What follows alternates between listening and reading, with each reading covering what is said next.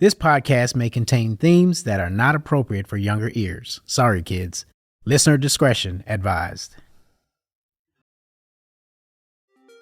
Whoa! Hey, dudes and dudettes. Remember waking up on Saturday mornings, pouring a little milk on your fave cereal, and plopping down in front of the old tube to watch your favorite cartoon shows? Yeah. Did mom and dad buy you all the action figures and toys you wanted? Did you dress up like your favorite character for Halloween? Hang Mondo posters all over your walls? Yeah, that was bodacious.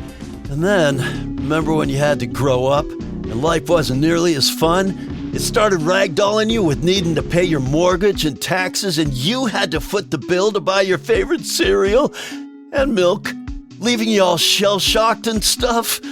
Whoa, that was a total bummer. But then, a bunch of you got together and started sharing the love for your favorite characters, comics, and shows. Hundreds of thousands of you started pouring into fan conventions every year and helped build a multi-billion-dollar industry, which was totally radical. Hey, as long as you're still facing your responsibilities as a mom, a dad, a boss, or a sensei, I say you hang 10 and duck dive into a little nostalgia right now. Because those days were totally tubular. Cowabunga! How about some Cap'n Crunch or Frankenberry? Pour you a big old bowl, because we are going there. Taboo topics are back on the table. Well, hey there, everybody. Welcome to another Season 3 episode of the Going There podcast. This is one that the joy is bursting through the seams. First of all, we are here in the media capital of the world, Burbank, California. And it's very fitting because the person we have here in studio with us has worked at many of the thousands of studios that have existed in this area for a long time in Tinseltown. And so we are going to talk about all of these things that hopefully will give you the feels, and maybe we'll learn a thing or two. So I am so excited to introduce somebody who I watched, or at least heard his voice through so much of my growing years as a young person. Thank you for being here, sir. Thank you, man. Yeah. And hey, kids, my name is Townsend Coleman, and I are a voice actor. That's me. You are not a voice actor. You are the voice actor. Oh, and dude. And look, I'm saying this because you are actually a very down-to-earth, humble guy. So let me brag for you for a second, okay? That's all right. Right. Just blush a little bit. I'm at least going to brag for you by resume, okay? You were the voice of Michelangelo from the OG Ninja Turtles cartoon. Right. You were the voice of The Tick before there was a show on Fox and before there was an Amazon show. You were the voice of Rewind from the Transformers. Anybody who grew up in my era, you collected Rewind was the one with the cassette tape. I mean, that was awesome. You were the voice of NBC's Must See TV. That era of television was gigantic. Those were the years of like the Seinfelds and Friends and everything else. You were the lead character in the Teen Wolf show that they had. You were Waldo in Where's Waldo? For those of you who remember that short-lived cartoon. That's why I have my Waldo shoes on today. Perfect. We found him, and he's sitting in a red chair. He's gave him away. right here. Plus, too many to name, but just for those of you who are like, oh my God, get ready to say, oh my God, even more. Additional voices in just about every show, film, and cartoon from our childhoods, from the Batman animated series, Superman, Inspector Gadget, Animaniacs, Ferngully, Fraggle Rock, Captain Planet. My good God, man, how do you still have a voice? I don't really know. It's been a long time. You don't seem like a guy who's been doing it for that long. Wow. Just wow. Okay. I'll stop blowing smoke. Let me ask you, how'd you get into voice acting? Well, sir, I got into it. Basically, I was a rock and roll DJ back in Cleveland for 10 years, and also an actor. What station were you at? Were Oh you at gosh, MMS? I was at 5 different radio stations over that 10 years. But last station I was at was started out as Zip 106, and then turned into Light Rock 106.5. I have no idea what it is now. I was at G98, did production there and a number of air shifts. I was at Disco 92 in 1976 and 77. I was going to lie and say, yeah, I remember when disco came back in the mid 90s. Well, you weren't even born then. So, yeah. So, but I mean, you know, that was my era from 1974 to 84. But I was also an actor in Cleveland, and I'd always wanted to get into acting, and was just trying to figure out what can I do in Cleveland that kind of would scratch that itch. So I did anything that had to do with creativity like that. I was modeling. I did a lot of modeling in Cleveland. Was a DJ. I was on TV there on Channel 5. Back then, they used to have a thing called the Morning Exchange and then the Afternoon Exchange. And I was on the Afternoon Exchange, going out doing live interviews with bands and stuff. Oh, that's awesome. On the air. Yeah. And I was pulling the Ohio Lottery numbers on TV every night for a year or two. So, yeah, so I was just trying to do anything I could think of in the entertainment business in Cleveland, and did a lot of theater as well. Last show I did there was The Pirates of Penzance. I did out at Berea Summer Theater at Baldwin Wallace College. But how I got into voice acting specifically was when I was on the air at the last radio station that I was at. That's where I fell into doing freelance voiceover, because I was the production director at the radio station, and which meant that I had to write and produce and voice the local radio spots that we ran on the station. But I started getting calls from ad agencies in Cleveland asking me if I would voice their May Company spot or Hallie's or Higbee's or whatever. Yeah. Uncle Bill's. And so I would go into a studio in downtown Cleveland and voice it and then get paid apart from the radio station. And I thought, this is interesting. You know, what weird world are we talking about now that I can actually get paid, you know, to do these voiceovers? Were you already kind of doing characters in some of these? So in 1978 and early 79, I was doing morning drive at a radio station in Akron.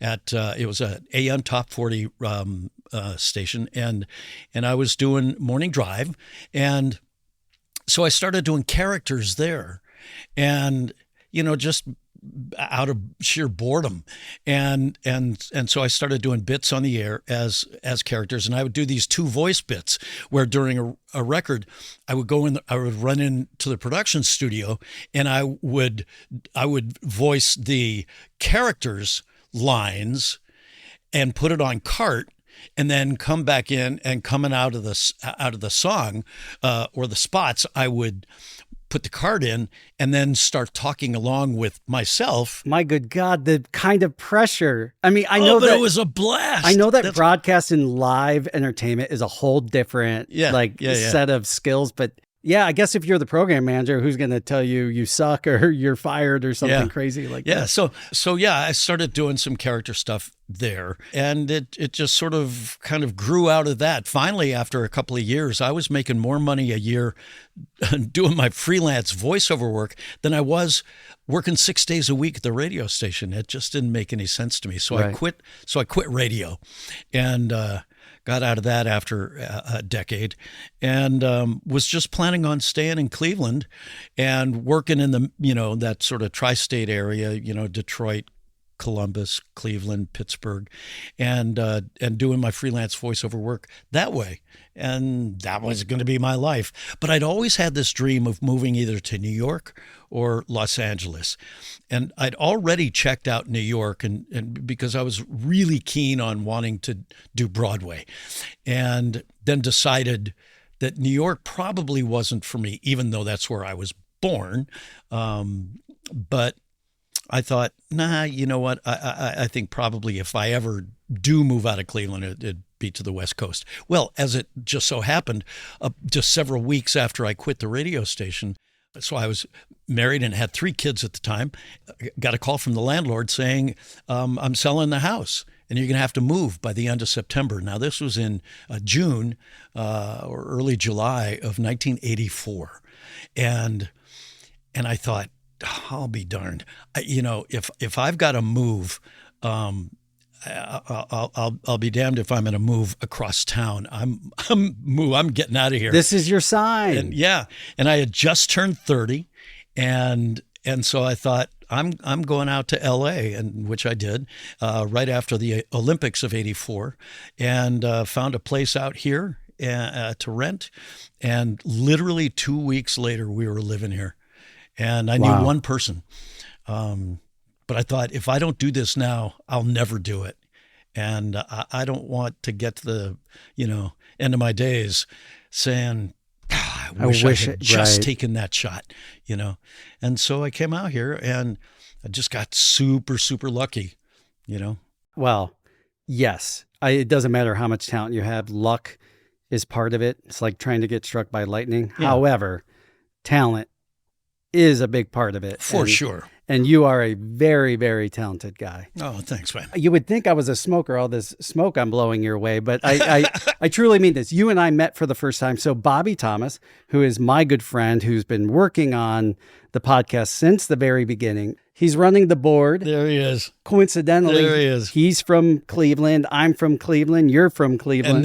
And this man is one of my best friends. Yeah. And we worked together at that last radio station that I was talking about, Light Rock. And we worked together for 5 years or so at that station. And both did a lot of production, did a lot of voiceovers there. Was he the one who was out here when you moved out here? No. Because I know Bobby lived in L.A. 2 years. Yeah. 2 years after. Yeah. I think I was the one who was trying to get BT to move out here. Yeah. Which he finally did. Bobby's been on a few episodes. Oh, another my gosh. Extremely, extremely talented actor kidding. And especially voice actor. Yep, you hear his voice in lots of the episodes. Yep. When I'm like, this is above my pay grade, Bobby does some character work for us. But Bobby introduced me to you 2 or 3 years ago. We went out to lunch, and like it's almost comical how you asked all these questions about the projects we were doing. And I'm just like, me and the little rascals are doing these rinky-dink projects. Here I'm sitting across from freaking my entire childhood and telling them about like these stupid mini film projects. Of course, none of them are stupid. They're all very near and dear to me. But that just shows so much about your character as a person. And that really is important. And I think, yes, luck is part of it. But as somebody who works in production, who hasn't done the high-end stuff that you've done over the years, like, it's a family, right? Like Bobby, sure. like you can't choose your actual family, but you sure as hell can choose the family that you're going to work. Like, you really do bond with these people, and a creative space cannot have that kind of ego and animosity that we've all seen, we've all worked with, and we definitely know about stories. But people like you, people like Bobby, I just feel like there's that little extra push beyond luck and talent that goes. And also, they're just good people, and we want to work with them. Well, that's the thing. And Matt, I got to tell you, so when I came out here, I didn't come out here to do voiceover. I came out here to be an on-camera actor. Right. I wanted to do movies and TV. And I was having a really hard time trying to find a theatrical agent for that. But I got very lucky in getting a commercial agent for voiceovers and on-camera commercials pretty much straight away. I landed an agent within 2 weeks of getting out here. Yeah. And if I think about that, and I think if that hadn't happened, you look back and you think, well, if this hadn't happened, if that had, it's like if that landlord in Cleveland hadn't called me and said, I'm selling the house, you're going to have to move, I would probably still be in Cleveland. I would hate that for you. Oh, yeah, well. As somebody who still lives there, I love Cleveland, but it's a love-hate relationship, right? Right. But I just hate moving. Right. Yeah. And so I probably would have just, made the most of it back there. But yeah, you look at your life and you think, well, if this hadn't happened and that hadn't happened, think how things would be so different right now, and but I have to say, so when I came out here and was looking for an agent, got this commercial agent right away. I can never get this adage straight, but it's when opportunity meets Oh yeah. So you know what I'm Yeah. so preparation, and you're ready for that opportunity when it comes along. Forgive me. I'm not only playing stupid, but I'm genuinely stupid. When I left the radio station, I put together a really good demo of my voiceover stuff with the idea that I was going to move to LA someday. And so here I was out here, and I had this great tape that was fresh, and I knew it was competitive. And I left it with the on-camera agent that I had interviewed with. And he said, the voiceover agent isn't here right now. He's out at lunch. But if you leave it with me, I'll make sure he listens to it. And I was like, great, thanks. And so I was on my way back to my house. When I got back to my house, there was a message on my answering machine from the voiceover agent. And he said, hey, this is so-and-so, and I just want you to know I just listened to your tape, and I just want to say, please, whatever you do, don't sign with anybody until you come talk to me. Wow. And I'm like, wow, cool. Okay. So I went in the next day and I met with him, and he's still my agent to this day. Wow. Yeah. So 40 plus years later. Wow. Yeah. That's actually really cool. Yeah.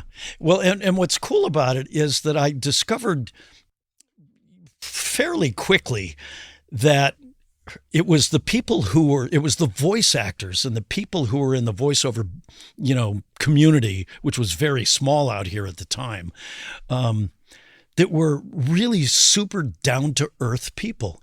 It wasn't like the on-camera actors who, I don't know why, but just had more of an ego and more attitude. And it was more, dog eat dog. And I'm competitive for sure, but I don't like being a jerk, and I don't like walking over people, to try and get what I want.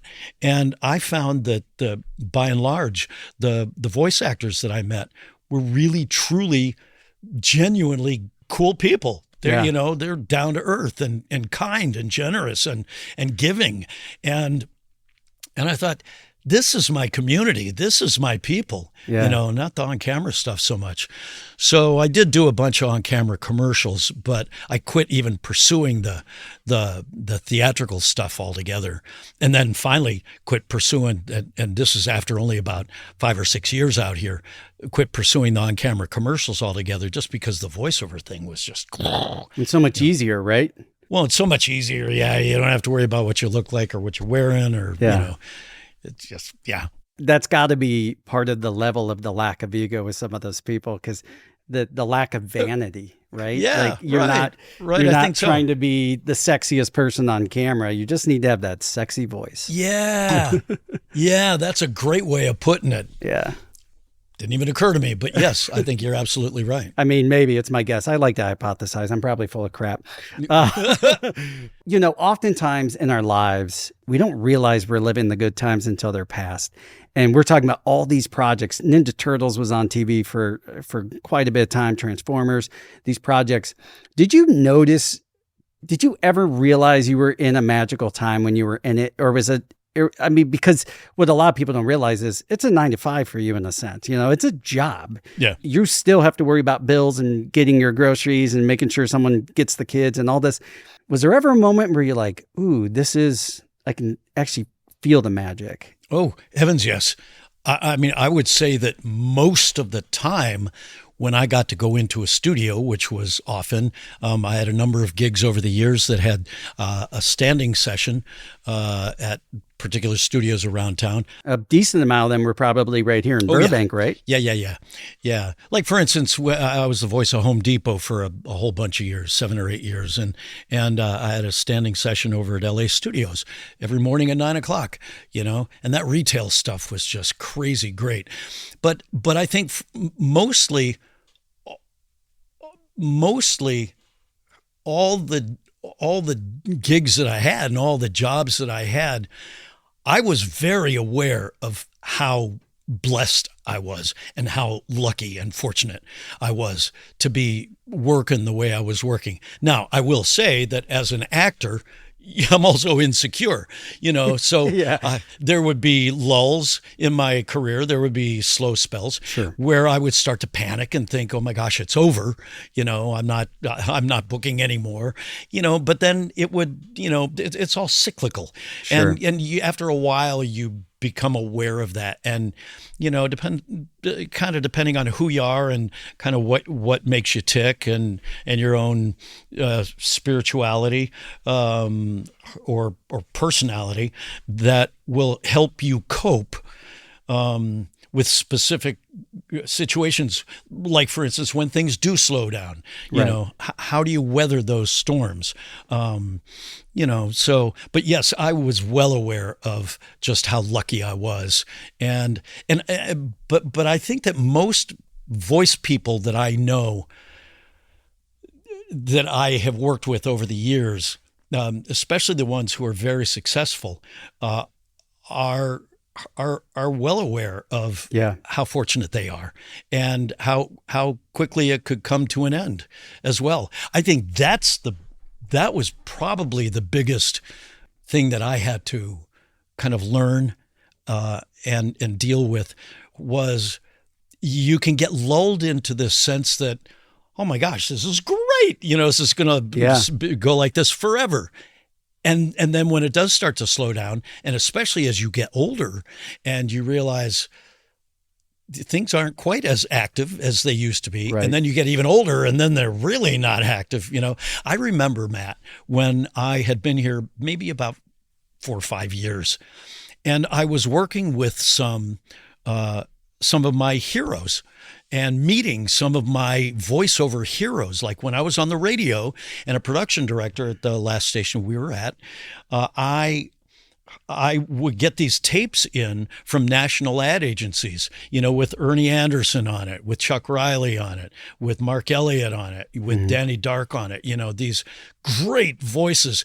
And except for Ernie Anderson, who I knew because he was Ghoulardi, growing up with Ghoulardi, I didn't know most of who these guys were. So I had to do some research and find out who they were, so I would attach names to some of these voices and go, oh my gosh, what an amazing voice. What an amazing read that was, So I would try and copy these guys. Well, I'm no mimic and I'm certainly no impressionist.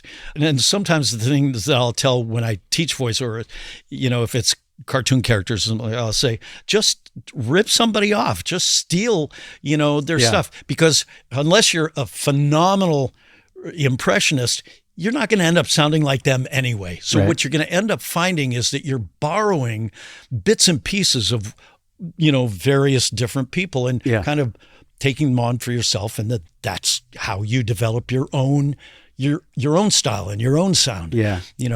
So I remember back then thinking, here I am working with, Danny Dark and Ernie Anderson and, these Chuck Riley, these great guys, and, being in at the same agency with some of them and getting to chat with them in the lobby when you're in for an audition.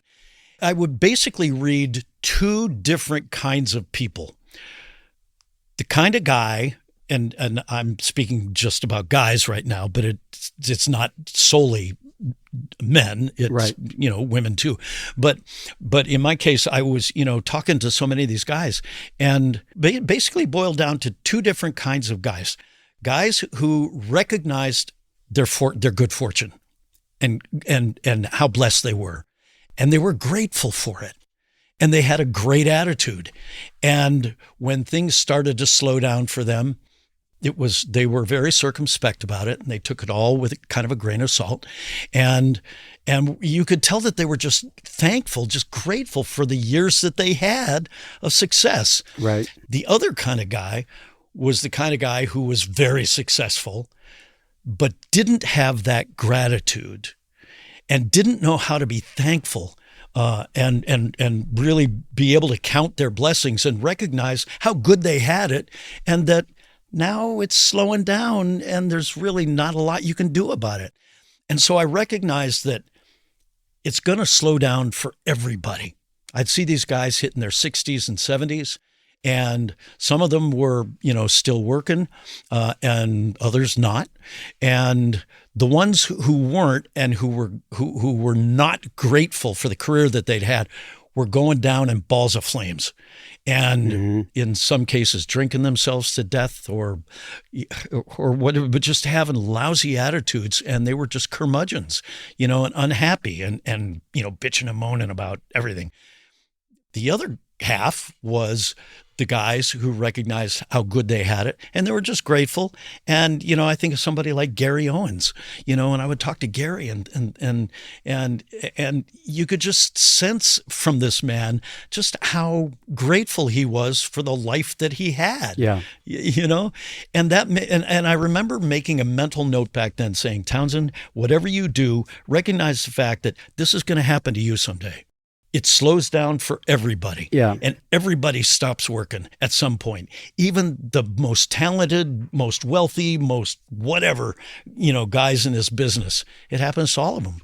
And so, it's up to you to decide how you want to go out. That advice that you just gave, that philosophy for living life, applies to so much of all of it, not just your realm of voice acting. No. And the more gratitude you have, Yep. the easier it is to get along with other people, to not be cutthroat, to still be competitive. And most importantly, you touched on it. I think the unintended consequence of it, that is a beautiful thing, is when it lulls, you aren't like, oh my God, the sky's falling, because you know that nothing lasts forever. There is no permanence. That's right. And absolutely right. And on top of that, have you ever gotten so sick where you go, this is it. This is just life now.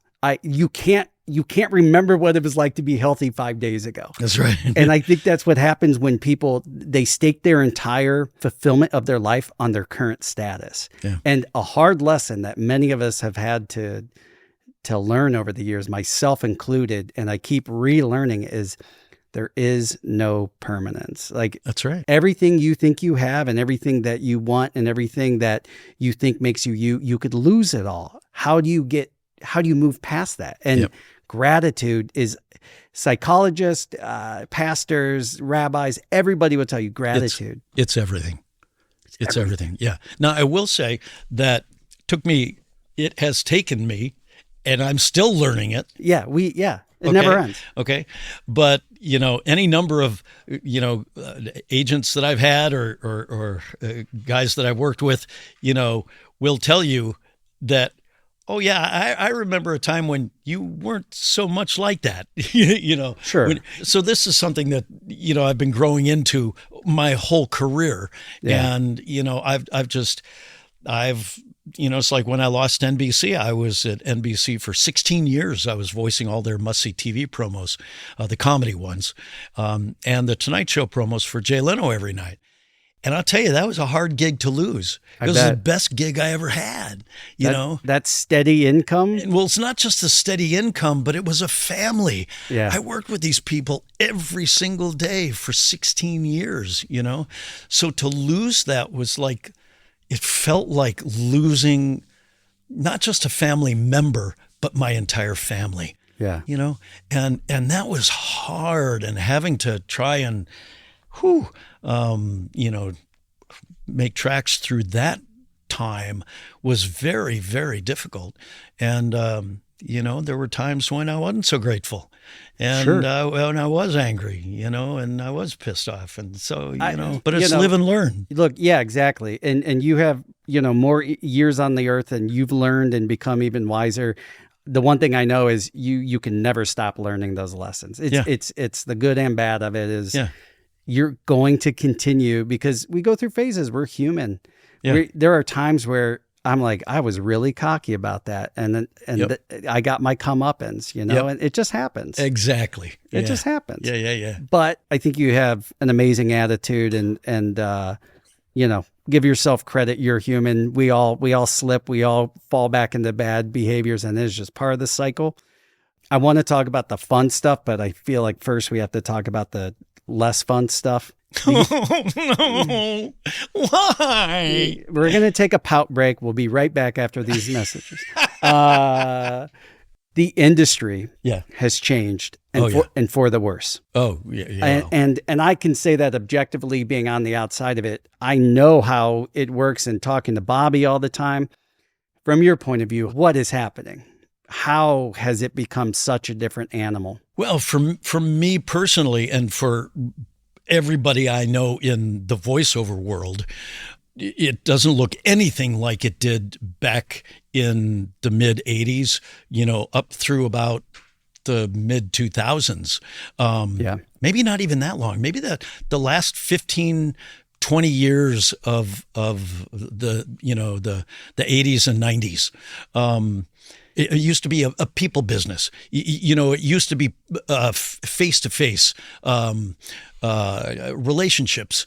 I knew the writers and the producers at ad agencies. I would go to ad agencies and audition. We would go down to our agent's office and audition. They had 3 studios down there where we would actually go in and do our auditions.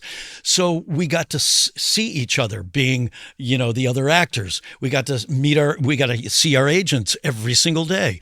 We got to we were working, and so we were going into studios and you're working, one-on-one with the producers and stuff. So it was a relationship business. Now it's all anonymous. Everything is done out of our house. All the auditions are done, not directed, so you're just, shooting in the dark, trying to figure out what they might want.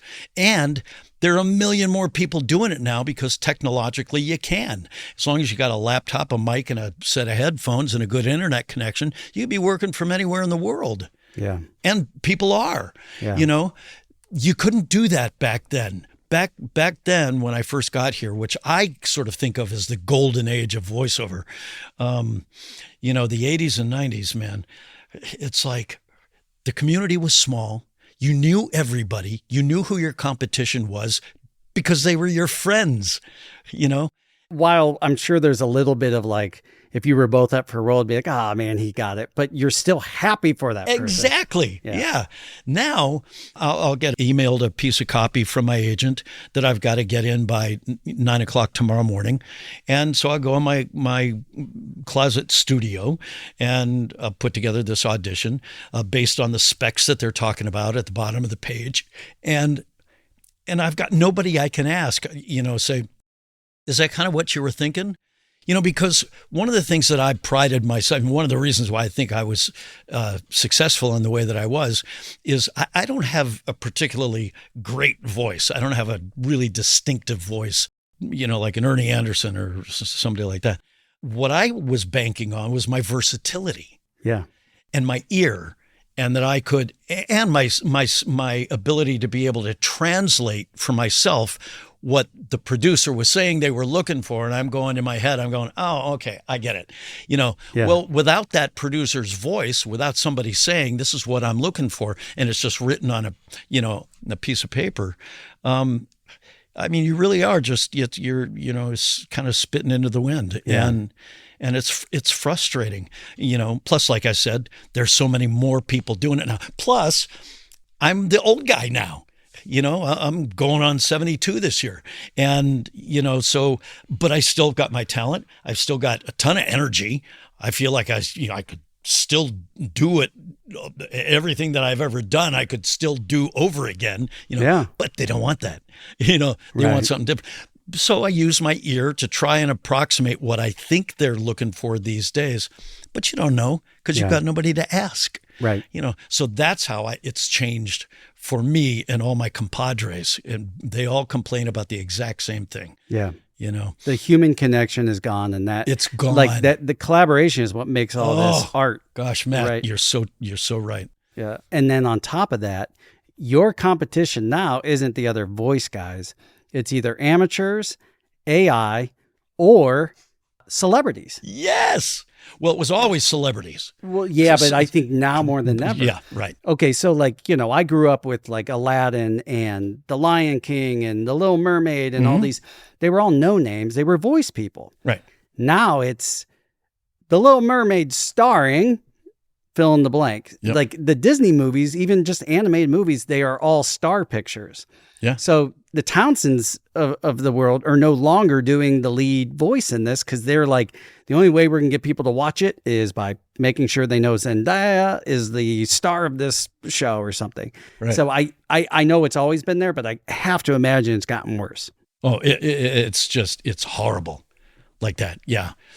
Anything else? Is there another realm of competition I didn't name there? Well, you mentioned AI, and AI, I think, is just pure evil. I agree. In the way it's taken over. I mean, there are so many actors now who are, boycotting this, that, and the other thing because of the whole AI threat. Yeah. And we see, how fast it's grown in the last 6 months, much less the last, year or two, and how quickly it's just going to be taking over.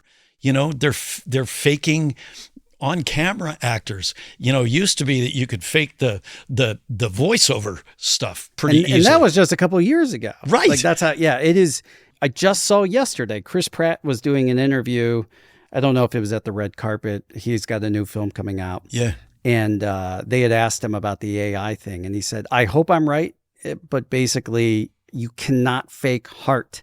Like there is a connection. And I hope that's how this plays out. See, and I hear that same argument. Yeah.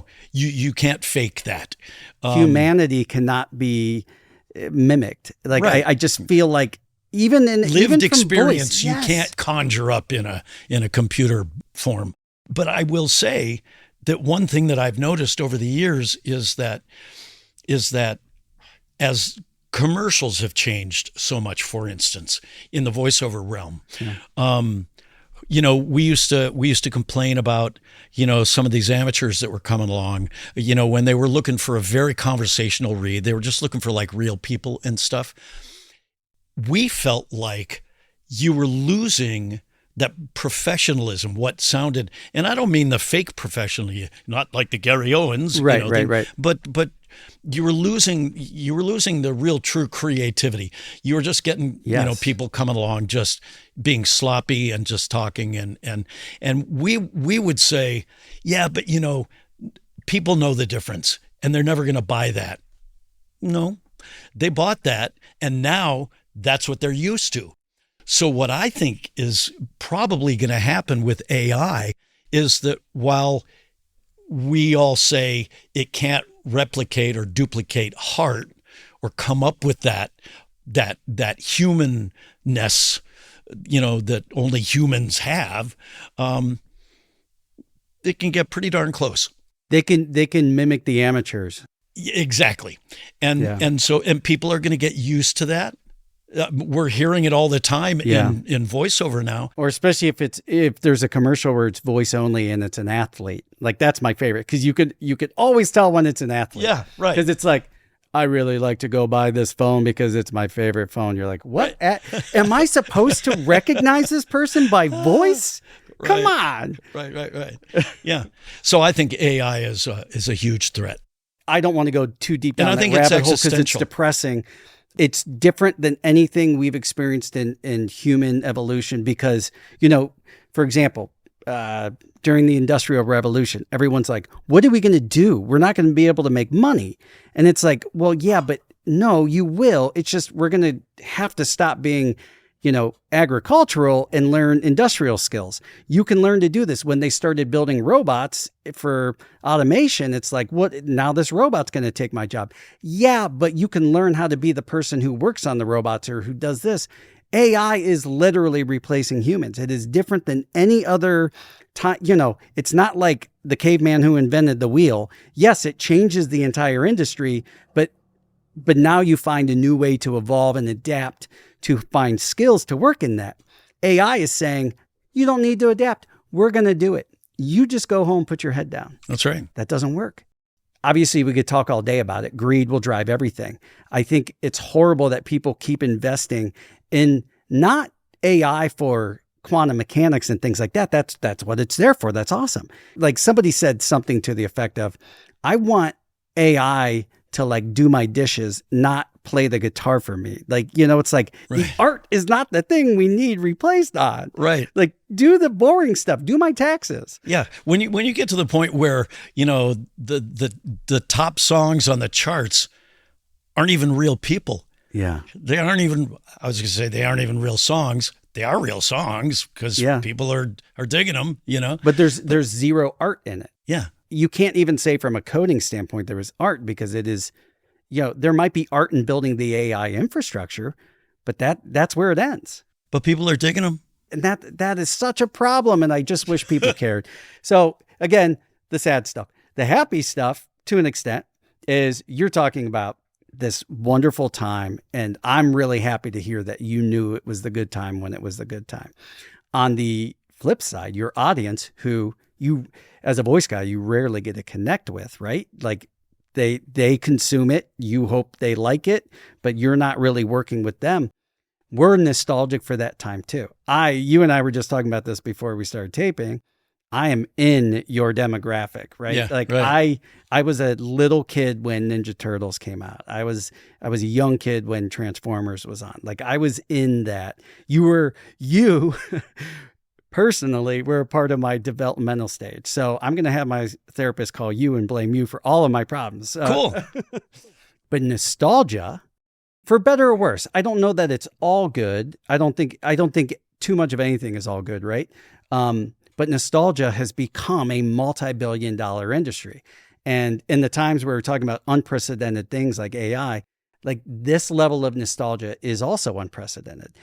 We as humans, especially in the lifetimes that you, me, our parents, our grandparents, everyone was fond of yesteryear, right? We romanticize things about the past.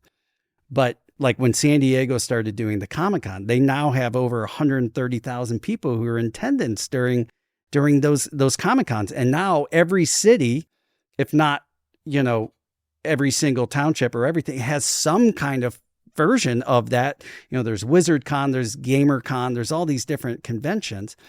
And that has become a major staple. And again, I don't think it's all good. I love that people are connecting with these characters and these things. I'm sad because I think some of it is, those were the good days, because today, objectively speaking, is not great. Yeah. And I think that's why nostalgia is so big right now. Yeah. Yeah. It's because of so much of the, the trouble and the turmoil in the world, that we live in. There doesn't seem to be a lot of joy out there. Yeah. Not a lot of happiness, not a lot of lightness, not a lot of togetherness. It's the human connection. Yeah. The same thing that got ripped out of your industry has been ripped out of it across the board with social media and everything. Yeah. And it's sad. But the happy thing is, now you have a brand new experience where you were the guy in the booth and you got that great connection. Now you're connecting with the people on the other side you never got to connect with. Exactly. How did you get into doing Comic-Cons? So my Ninja Turtle buddies, Rob Paulson and Cam Clark, Barry Gordon, and Renee Jacobs, who was April O'Neil, the five of us go out, generally the five of us, sometimes Renee doesn't join us, but so it really started with, Jess Harnell Jess was a wacko on Animaniacs and just a million other characters, but Jess is just prolific, and he's got a very good friend named Jeff Zanini, and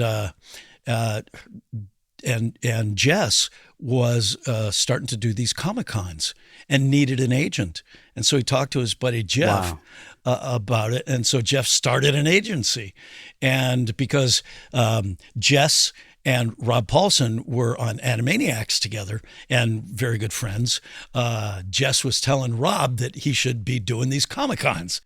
So then when Rob started doing the Comic-Cons himself, he was also at the time doing his own podcast called Talkin' Tunes. And Cool. he got us together, the Ninja Turtle guys, and April, and Sue Blue, the director, and Pete Renaday, who was Master Splinter. We all went and did Rob's podcast at the John Lovitz Comedy Club up at City Walk here in town. And we had so much fun doing that. And boy, you talk about the nostalgia. The place was packed.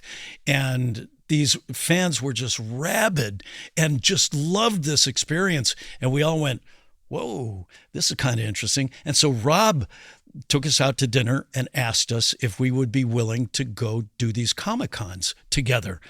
Of course, we were all on board. And so we started doing that. That was about 12 years ago. And we've just been doing it ever since. How often do you do them now? It depends on the year. This past year we did, I think, 15 of them. And they're multi-day things, right? A lot of them are. Yeah, most of them are 3-day cons. Some are 2-day cons. Yeah. And so our agent, Jeff, he's the one that books us. He, gets offers from cons all around the world, actually. And he says, are you guys free this particular weekend to go to this particular city? And do you have any interest? Do you want to? And so we, those of us who can say yes, and those of us who can't say no. And if the con wants all of us, then we don't do it, Right. if we can't all make it. But yeah, so that's how that started. And, just knock on Formica, man. I just want to keep that going because it's my connection to, it's sort of sad to put it like this, but it's sort of my connection to what I used to do. Yeah. And it's my connection to some very happy times and very really lovely times, but more than anything, Matt, it's the people, it's the fans. Yeah. Back when we were doing these shows, back when we were doing Ninja Turtles in the beginning, we of course had no idea it was going to turn into what it did. No, I've watched documentaries with I can't think of their names, the guys who started it. And yeah, it's just Kevin kinda Eastman and Peter Laird. Yes. Yeah. And it was kind of like, we thought this was going to be some pulp comic-y, like goofy thing that people are going to be like, no. Well, let me tell you. So Rob Paulson and I were working on a show called Fraggle Rock. Back in those days in 1986, and we were doing we had to do voice matches for the animated series because the guys on the original Fraggle Rock, the Muppet version of it, either couldn't or didn't want to do the animated version. So they were looking for voice matches. So I happened to get the character of Gobo, and also Architect and Wrench on this. Rob was Boober and Marjorie the Trash Heap and others. At any rate, we were working on Fraggle Rock, and our voice director, a guy named Stu, came in one morning to one of our sessions, and he said, "You guys aren't going to believe what I'm going to be casting and directing next." He pulls out a Ninja Turtle comic book out of his briefcase and shows it to us, and I'd never heard of it before. Right. And I took one look at the title, and I said, "Yeah, well, good luck with that." It was like Attack of the Killer Tomatoes. Like, you're just like, this will be a flash in the pan, right? Right. And that's what I thought it would be. He brought us into audition. Yeah. We auditioned for it, got parts on it. And, so there we were working on the show and really having no idea that it was going to, take off the way it did and go on to still be alive today with all these other, animated iterations of it. That you've returned for some of them. For the 2012 series we did. Yeah. So Rob Paulson was Raphael on our original series, but he was Donatello on the 2012 version. And so the producers, the creators of that version of it for Nickelodeon were big fans of our original series. Yeah. And so they came up with this idea of doing Trans-Dimensional Turtles and brought us in for a couple episodes where it was a crossover thing. Yeah. And it was such a blast to do, I bet. But yes, of course, we had no idea it was going to take off the way it did. And so back in those days, we really had no way of interacting with fans. we would get fan mail occasionally sent to the studio, Under Dear Michelangelo, probably. Right, exactly. And that they would bring, when that happened, they would bring it to our recording sessions and, or they would read a particular, fan letter that was just a generic fan letter to the show. Yeah. But that was the extent of it. We just, Sure. unless we had friends who had kids who watched the show, that was different. But no real connection with the fans. The wonderful thing about these Comic-Cons is that we get to meet the fans who are 44 now, 47, who were big, and they got their own families and they've got their own, 3 kids and their wife, and that they bring along to the shows. And we get to hear their stories. We get to hear what it was about Ninja Turtles that meant so much to them, or how it impacted them sometimes in some cases.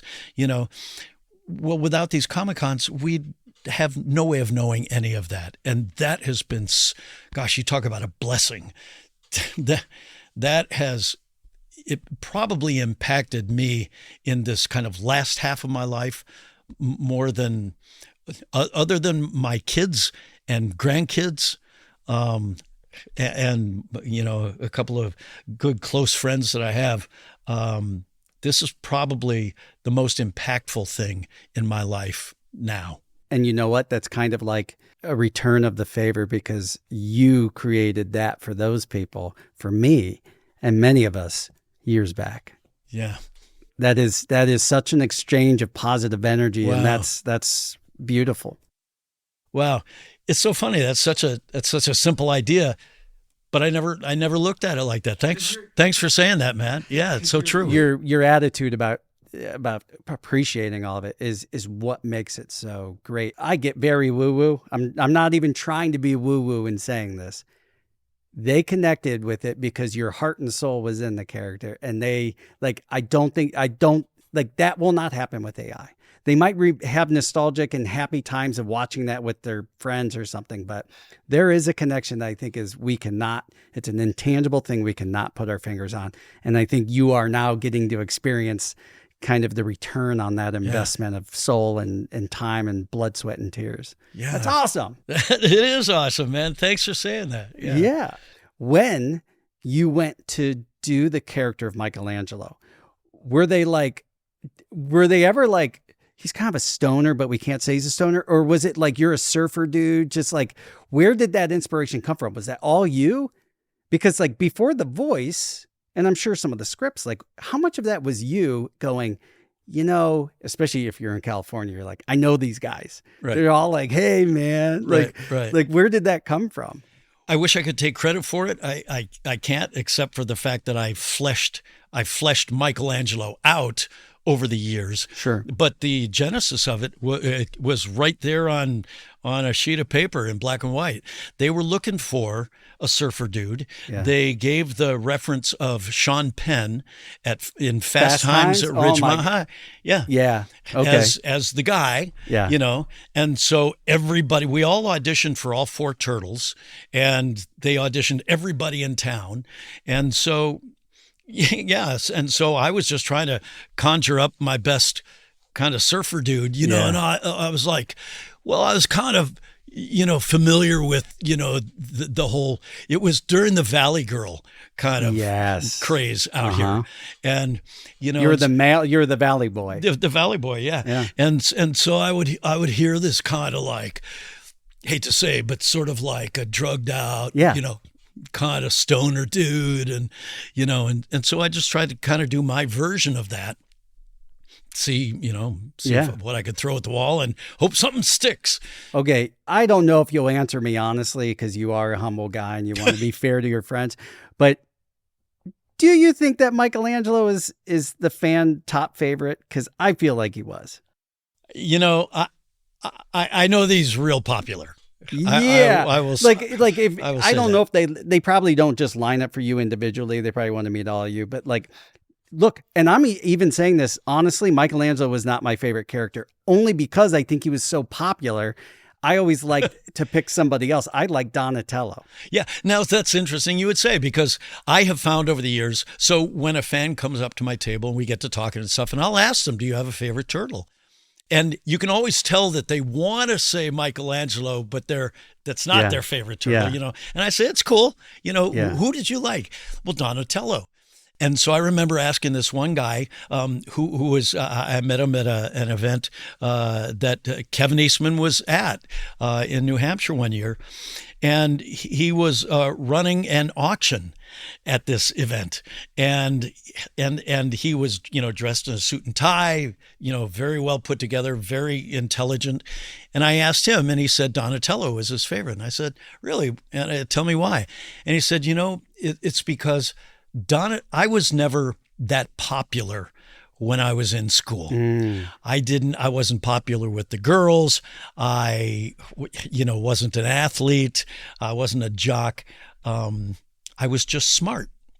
And Donatello taught me that it was okay to be smart.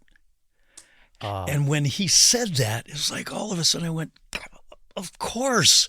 Of course. And I looked at him and I said, dude, that is such a great take on it, because it gives me an understanding of how these characters individually are all so different. You know, Michelangelo's, you know, different.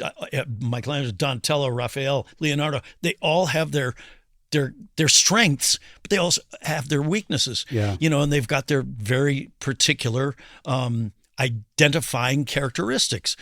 And the beauty of the way they designed those back in the day was that it gave kids sort of 4 basic choices that you're gonna be like one of these. You're gonna be able to relate to one of these guys. Yeah, and it's like diversity of character and skills and everything else, saying like you're all family, but everybody's a little bit different. They're all unique. And I love Donatello because he was also funny. So he was smart and funny, which to me is like a great, dangerous combination that I've tried to convince myself over the years that I'm both of them. And like, you know, because Leonardo was the leader, which I liked, but he was too serious. He took himself too seriously. Raphael was pissed off and wanted to beat everybody up. In the cartoon, they weren't but like the films, they especially became more of that. Right. But Michelangelo was just kind of like, well, man, Donatello was not only funny, but I also loved that he was also like, I'm going to invent some stuff. I'm like, I like this guy. Yeah.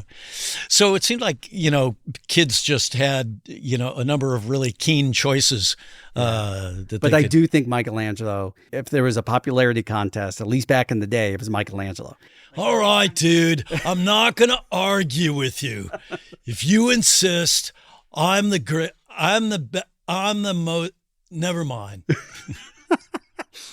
You embody, I mean, like flick of a switch. It's amazing. So, you know, now the Comic-Con scene, especially when like Disney does like their big rollouts and all these things, has become a very well accepted event and way to actually make some income as an actor, especially somebody who's done these things in the past. Maybe not with your group, but other people who you know. Was there a stigma 12 years ago, even 10 years ago, 7 years ago, where people are like, you're like, that's not what we do. That's not real work, you know. Were people poo-pooing the whole Comic-Con idea? Sure. Anybody that you know? Sure. Well, sure. Yeah. And, you know, I mean, obviously they're called Comic Cons from comic conventions. Right. And in most cases, you don't really have that many comics there anymore. Right. You know, they're pop culture conventions. They really are. Yeah. You know, and they all have their own thrust, their own area that they kind of, you know, like for instance, you know, we've been to one called Ranger Stop, which is a Power Rangers convention primarily, you know. Yeah. But they're also big Ninja Turtle fans, so we go and do those. Yeah. Didn't they do a crossover at one point? You know, I heard about that. I don't know. I know that I've seen Funko Pops. Sure. And others. I don't know if it's NECA or what company that puts out the Power. Because I signed one just this past weekend in Florida. It was the Yellow Power Ranger and Michelangelo.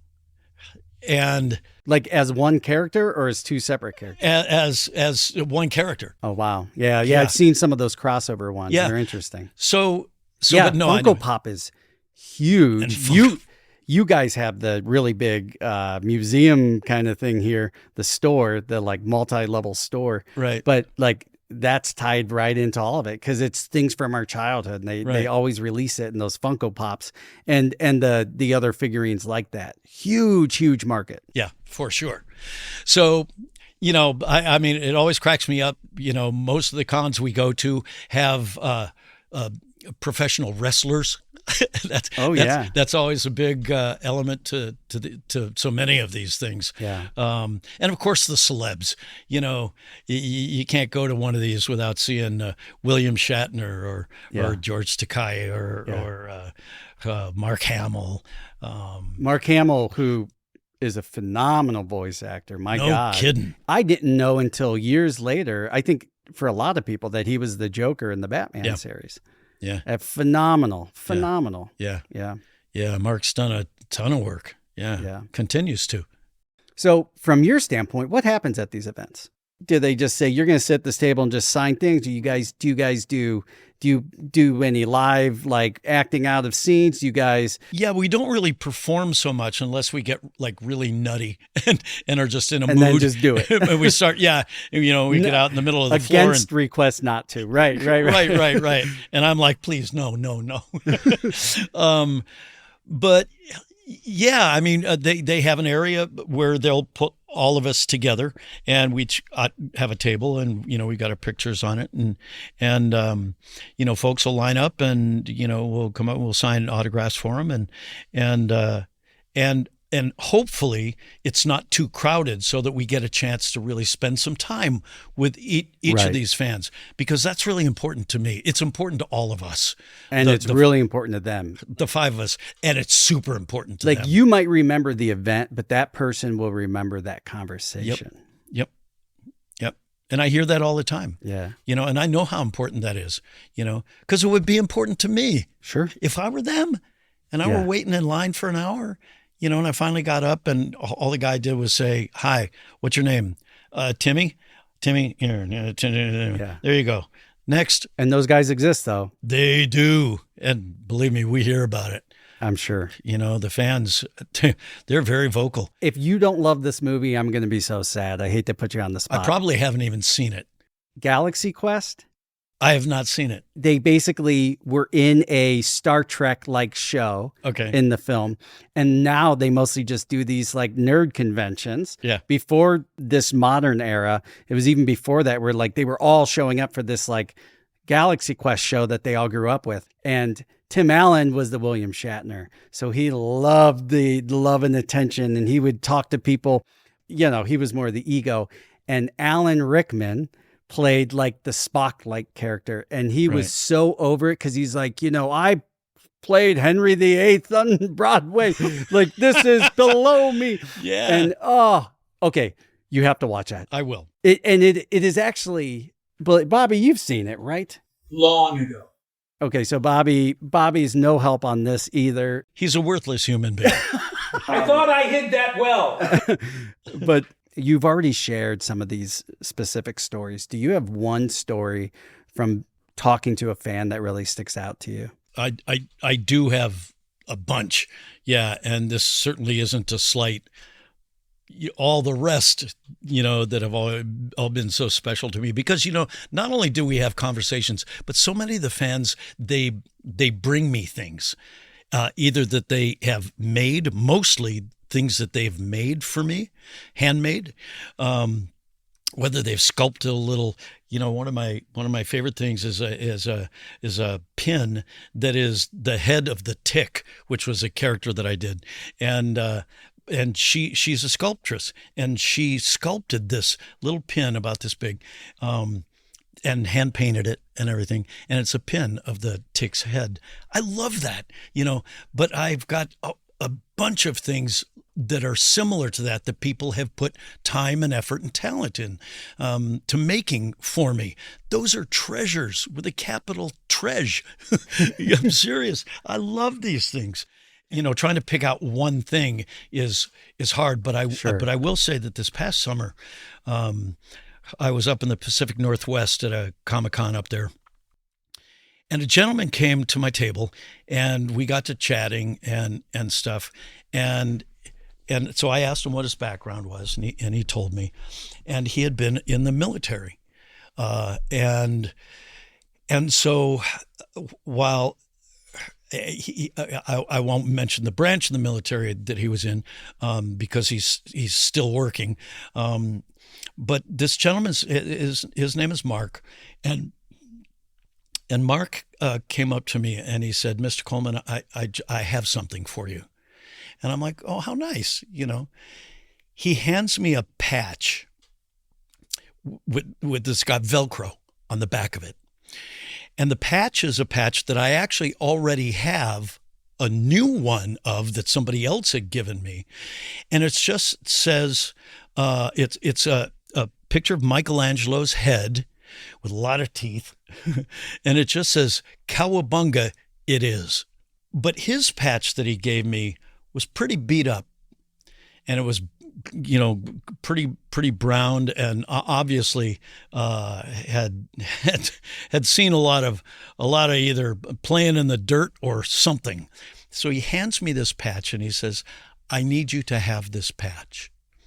And I said, "Well, how kind, but tell me why."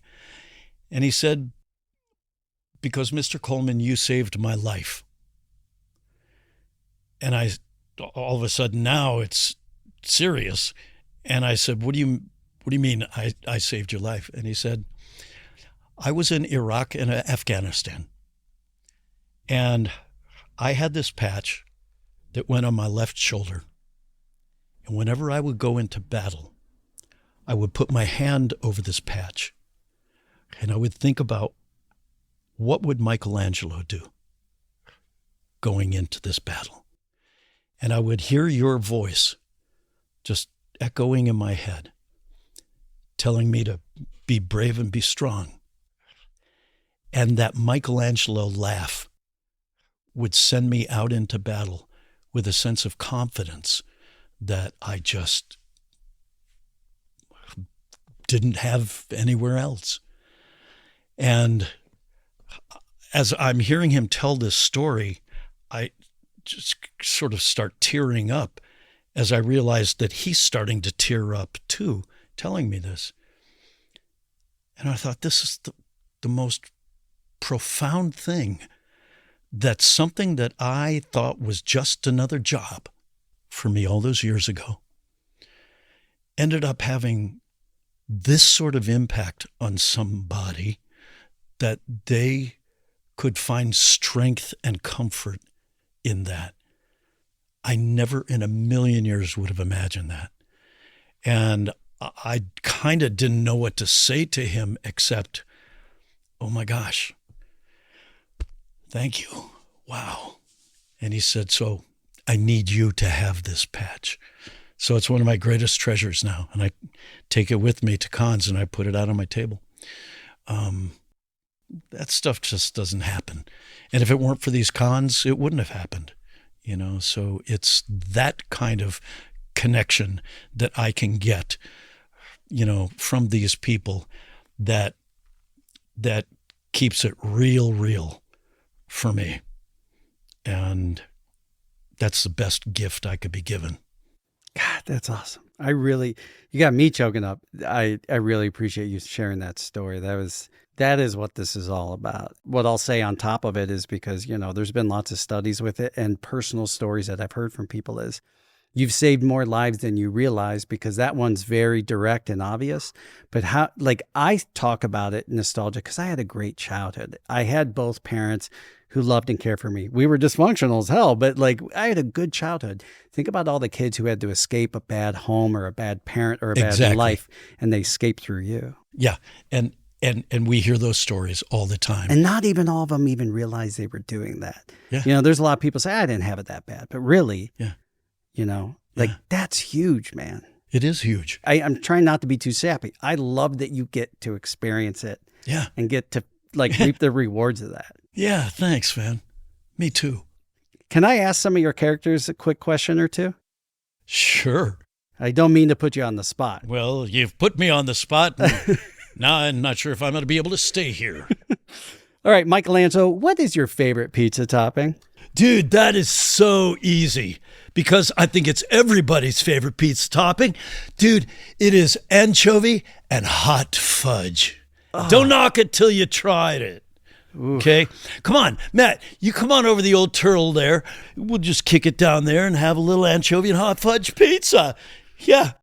And then you can say, Cowabunga with me. Okay, so Michelangelo, thank you for the invitation, but I've always wondered, why did you pick the nunchucks? I'm sure Master Splinter could have given you the choice of any weapon you wanted. Why the nunchucks? Yeah, well, that's pretty easy because it has two parts, but they're tied together, so I can't lose one of them. So that I think Master Splinter knew that I'd probably be needing that help. For those of you not watching and being able to see my face, you can probably hear my voice. The 14-year-old in me just fainted. I'm going to keep going. I have turtle power, dude. I'm a little shell-shocked. But seriously. To the tick, did you ever fully disclose your origin story to the public? Egad, man. What do you think I am, an idiot? Don't answer that. No, of course I didn't. Mr. Tick, what is your favorite pizza topping? Well, let me see. Arthur, what do we have on that? DiGiorno's last night? I think, mushrooms. That's very fitting. Last one. I won't make you jump through any hoops. Asking the NBC TV announcer guy, where can people see you next for a signing in person? Okay. NBC Thursday. No, it won't be on NBC and it won't be Thursday. It's going to be in Memphis at the end of March and it'll be all new. Okay. Thank you so much for humoring me there. That was a dream come true. And I think the audience will absolutely be floored and amazed with that. And if you want to come exploring in outer space with me and my uncle Traveling Matt, you can do that too. And then we'll come back and eat doozer sticks. That's why they call me Gobo. Oh, yeah. Doozer sticks. You've had those before, haven't you? I had a Fraggle Rock lunchbox. I know that. There you go. That's all it takes. It was full of doozer sticks, right? Well, the counselor confiscated all my doozer sticks. Is there anything you want to share or ask or talk about before we wrap up? Yeah, no, there isn't. You know, this has been a blast. It's been a great chat with you. I really appreciate it. Thanks so much. I mean, you not only have a friend, you have a fan over here. So that the honor is mine, and it is like, this is phenomenal. Just like meeting you for the first time, when you said goodbye to me as Michelangelo, I told Bobby on the phone later, I'm like, you realize like part of me pooped my pants and died at that moment, right? Because I was like, it was incredible. And then you made our little thank you cameo at the end of season 2 here on the show. And I was just like, oh, that's right. I'm like, how is this life? This is just so cool. And now all these thousands of people get to experience that same thing, even if just for a few minutes. You taking this much time out is beyond, like, words cannot describe the appreciation I have. Well, thank you, brother. I'd like to do kind of a random, slightly off topic question for the end of each episode. And mine for you is, outside of what we discussed, like living in that time when things were great, just as a human, what makes you nostalgic? What makes me nostalgic? Looking at my grandkids, looking in their eyes, looking at their faces, these sweet little ones. I've got 8, and my oldest grandson is 23, and my youngest granddaughter is, she's 4 months old today. Oh, happy birthday. Yeah. Happy month anniversary. Yes. Yeah. Yeah. And she's a dream. And her big sister, Remy, is her name is Olivia, and her big sister's name is Remy. And Remy is going to be 4 in March. And, then I've got another granddaughter. I can't name just 2 of them without naming the rest of them. So then I've got a 12-year-old granddaughter, whose name is Tatum, and then a grandson who is going to be 16 in March. His name is Zephyr. And then I've got a grandson named Leo, who is 11. And then I've got 3 grandsons with my oldest son in Denver, and they are Ben is my oldest, and then Shane is the middle one, and Shane is 21, just turned 21. Turns 21 tomorrow. That's what it is. And then his younger brother Casey, who is a freshman at the University of Colorado, which is where I went to school in Boulder. And not only that, but Casey, for his freshman year, lives in the same dorm I lived in 1972. How about that? Wow. So yeah, those are my 8 grandkids, and I love each and every one of them, just beyond. And they're really the joy of my heart. My kids are too. And so each of them, when I think of them, but especially the little ones when they're little, that's what gets me. Well, now that I think about it, Matt, it's not just when they're little. The little ones just remind me of when my kids were little, and that gets me nostalgic because I was a young dad. I was 21 when my oldest was born, and she was so special. Well, I say was, like she's not anymore. She is so special to me. All my kids are.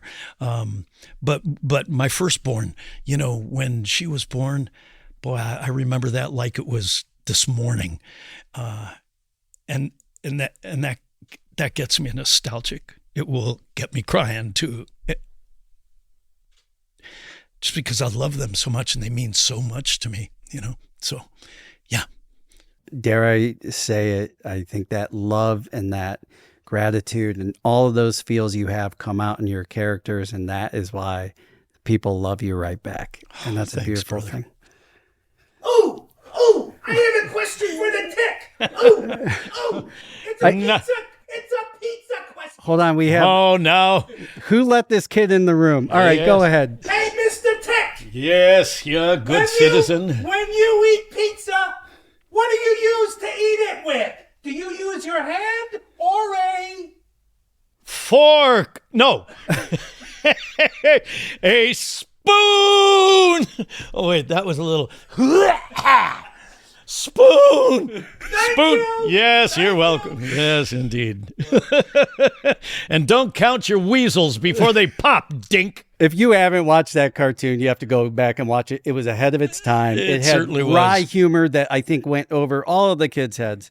Townsend, thank you so much for doing this. Thank you for doing what you do. And thank you for just being a good human out there creating art that matters to us. Thank you. And, when all of this nostalgia and all these things happen and this new generation of guys my age were playing video games and people are like, you need to grow up. To all you out there, that's the trap. If you learn anything from this episode is that's not what you're supposed to do. Stay a kid. Stay young. We'll see you next time. We just went there. Now you can go to thegoingtherepodcast.com for links to all the podcast platforms, our socials, and of course, YouTube. While you're at it, give us a rating, share with a friend, and subscribe. This podcast is brought to you in part by its host and Frame One Media, in association with Kaylee Williams, Joe Calley, and Bobby Thomas.